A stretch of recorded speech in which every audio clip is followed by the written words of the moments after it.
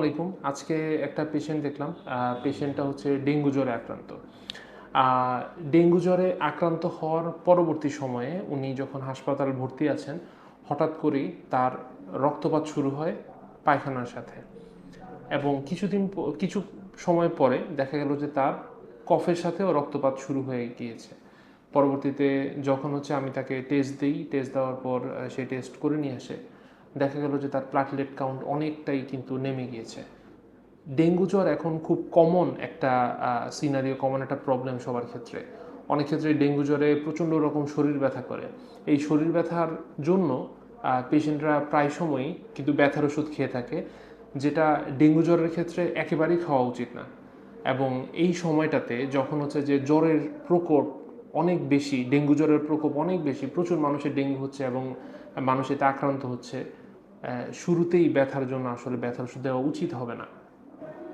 এই পেশেন্টের ক্ষেত্রে পেশেন্টের যখন ব্যথা শুরু হয় তখন যে পেশেন্ট নিজ থেকেই একটা ব্যথার ওষুধ খেয়ে ফেলে বা ব্যথার ওষুধ বেশ কিছুদিন ধরে খেতে থাকে, যেটা আমাকে জানায় না, এবং পরবর্তীতে সেটার জন্য কিন্তু তার রক্তপাত শুরু হয়ে যায় এবং পরবর্তীতে চিকিৎসার মাধ্যমে তার এই রক্তপাত বন্ধ করা হয় বা রোগীকে স্টেবল করা হয়।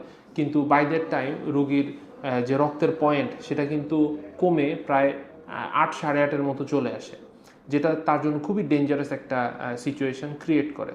সো সবার জন্য সতর্কতা এটাই যে ডেঙ্গু জ্বর হলে কখনোই কখনোই ব্যথার ওষুধ খাবেন, এবং পার্টিকুলারলি এই সিজনে যেখানে ডেঙ্গু রোগীর প্রকোপ অনেক বেশি, এই সিজনে গা হাত পা ব্যথা হলে শুরুতেই ব্যথার ওষুধ খাওয়া উচিত হবে না।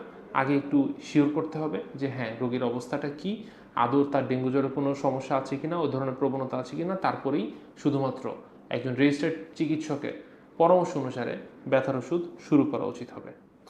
আমাদের এইরকম আরও সচেতনতামূলক ভিডিও আমরা এই পেজে দিব।